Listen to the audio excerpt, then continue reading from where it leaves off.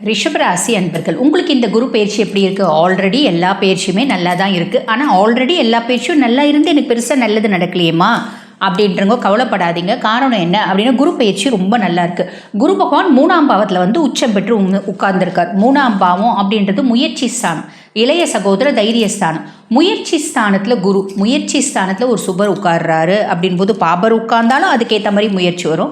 அதே மாதிரி சுபர் உட்கார்றாரு அப்படின்னும் போது நம்மளுடைய ஆக்கப்பூர்வமான சிந்தனையும் அறிவாற்றலும் மேலோங்கும்.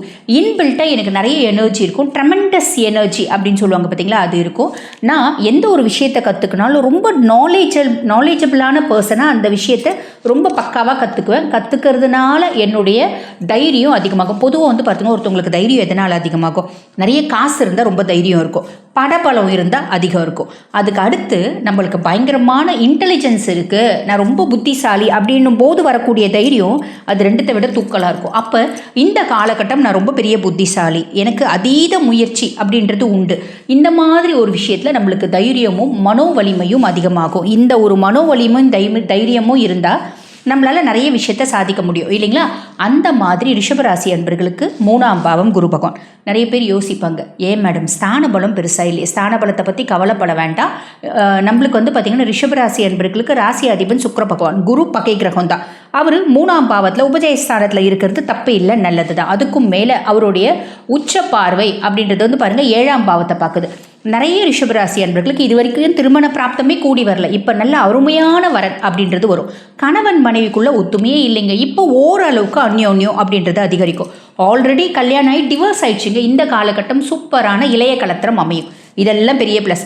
அதுக்கும் மேலே லவ் ரிலேஷன்ஷிப் இதெல்லாம் இருக்கவங்க அது தாராளமாக தொடரும். குரு பகவான் லவ் ரிலேஷன்ஷிப்பில் கொடுக்குற கிரகமும் கிடையாது, கெடுக்கிற கிரகமும் கிடையாது. ஸோ கவலைப்பட வேண்டாம். அதுக்கப்புறம் 9ஆம் பாவம் பாக்கியஸ்தானம். அப்போ பேரு புகழ் அதிர்ஷ்டம் இது எல்லாமே கிடைக்கும். அதுக்கும் மேலே ஹையர் எஜுகேஷன் நம்ம வந்து பார்த்திங்கன்னா, இப்போ ஒரு யூஜி முடிச்சிட்டோம், படிக்கிற பிள்ளைகளாக இருந்தால் யூஜி முடிச்சிட்டோம், பிஜி நாங்கள் வந்து படிக்கணும். 3 வருஷமாக நீட் எழுதுறோங்க, 4 வருஷமாக பிஜி எம்டிக்கு நீட் எழுதுறோம், கிடைக்கவே இல்லை. இந்த காலகட்டம் நீங்கள் எழுதுங்க, சாலிடாக கிடைக்கும். அதே மாதிரி அப்பானோட சப்போர்ட் பரிபூர்ணமாக கிடைக்குங்க. அப்பானோட ஆரோக்கியத்தில் நல்ல முன்னேற்றம் அப்படின்றது கிடைக்கும். இது வரைக்கும் எங்கள் அப்பாவுக்கும் எனக்கும் பெருசாக வந்து பார்த்திங்கன்னா ஒரு ஒத்துமையே கிடையாதுங்க, பாசமே எங்கள் அப்பாவுக்கு என் மேலே கிடையாது அப்படின்னு சொல்லக்கூடிய ரிஷபராசி அன்பர்களும் கூட உங்கள் அப்பானோட பாசத்தை நீங்கள் பார்ப்பீங்க. அப்பானோட மதிப்பு மரியாதை அந்தஸ்து அதிகமாகக்கூடிய காலகட்டம். இது எல்லாமே ப்ளஸ்ஸுங்க. அதுக்கு மேலே ஆன்மீகம் சார்ந்த சுற்றுலா போகணும், இன்ப சுற்றுலா போகணும் அப்படின்லாம் நீங்கள் ஆசைப்படுறீங்க அப்படின்னா நம்ம தாராளமாக போகலாம். அதுக்கான வழியும் வாய்ப்பும் குரு பகவான் ஏற்படுத்தி கொடுப்பார்.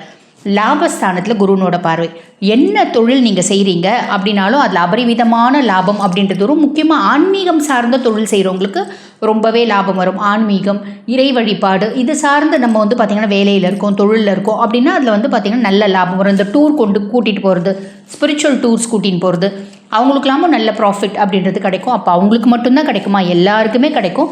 பொதுவாக வந்து குருனோட பார்வை லாபஸ்தானத்தில் பார்வையிடுறதுனால அப்படின்னு சொல்லலாம். சரிம்மா, இப்போ குரு எல்லாமே பாசிட்டிவாக இருக்குது. பொதுவாக வந்து பார்த்திங்கன்னா குரு ரிஷபராசி என்பர்களை பொறுத்த வரைக்கும் 8 மற்றும் 11க்கு அதிபன். 11க்கு அதிபன் 11ஆம் பாவத்தை பார்க்குறான், புரியுதுங்களா? அப்போ நல்ல லாபம் அப்படின்றது வரும். அதுக்கு நம்ம முதல்ல ஒரு நல்ல தொழில் அப்படின்றது செய்யணும். ரிஷபராசி அன்பர்கள் ஆண்களை பற்றி கவலை இல்லைம்மா, பெண்கள் இது வரைக்கும் எந்த தொழிலும் செய்யலை அப்படின்னா இந்த காலகட்டம் பக்காவாக ஒரு தொழில் செய்யுங்க, சாலிடாக முன்னேறுவீங்க. அதுக்கு காரணம் லாபசனி, 10ல் ராகு, அதே மாதிரி பார்த்திங்கன்னா 3ல் குரு. இது எல்லாமே நம்மளை வந்து பார்த்திங்கன்னா பெரிய லெவலில் கொண்டு போயிடும். ஆரோக்கியத்தில் மட்டும் கொஞ்சம் கவனம் அப்படின்றது வச்சுக்கோங்க. சரிம்மா, வழிபாடுன்னு ஏதாவது செய்யலாமா? இந்த குரு இன்னும் கொஞ்சம் நம்மளுக்கு சாதகமான பலன்களை கொடுக்கறதுக்கு அப்படின்னா சாலிடாக செய்யலாம். எப்பயுமே வந்து பாருங்கள் ரிஷபமாக அம்பிகை காலை கெட்டியமாக பிடிச்சிக்கோங்க. அம்பிகையினோட வழிபாடு மேன்மை தரும். அம்பிகைக்கு எத்தனையோ மந்திரங்கள் இருக்குது. எதுமா பாராயணம் பண்ணலாம் அப்படின்னா தினம் ஒரு அபிராமி அந்தாதி பாடல் பாராயணம் பண்ணுங்கள். வாழ்க்கையில் மேன்மையும் முன்னேற்றமும் உறுதிமா. இப்போ இந்த குரு பயிற்சி பலன்கள் வந்து பாருங்கள் ரொம்ப ஷார்ட்டாக உங்களுக்கு எக்ஸ்பிளைன் பண்ணியிருக்கேன். இந்த குரு பயிற்சி பலன்கள் உங்களுக்கு என்னென்ன மாதிரி இம்பேக்டை ஏற்படுத்தும் அப்படின்னு நீங்கள் டீட்டெயில்டாக தெரிஞ்சுக்கணுன்னு ஆசைப்பட்டாலும், சுய ஜாதகத்தை அனலைஸ் பண்ணிக்கணும்னு ஆசைப்பட்டாலும், குடும்பத்தில் ஒரு விதமான பிரச்சனைகள் ஓடிட்டுருக்குங்க, அது இந்த குரு பயிற்சி காலகட்டத்திலேயாவது நாங்கள் அதுலேருந்து வெளியே வருமா அப்படின்னு தெரிஞ்சுக்கணுன்னு ஆசைப்பட்டாலும், நான் பேசிகிட்டு இருக்கும்போது எங்களோட வாட்ஸ்அப் நம்பர் டிஸ்பிளேயில் கொடுத்துருப்பாங்க. அந்த வாட்ஸ்அப் நம்பர் கால் பண்ணி அப்பாயின்மெண்ட் ஃபிக்ஸ் பண்ணி என்கிட்ட பேசிக்கலாம். தேங்க்யூ.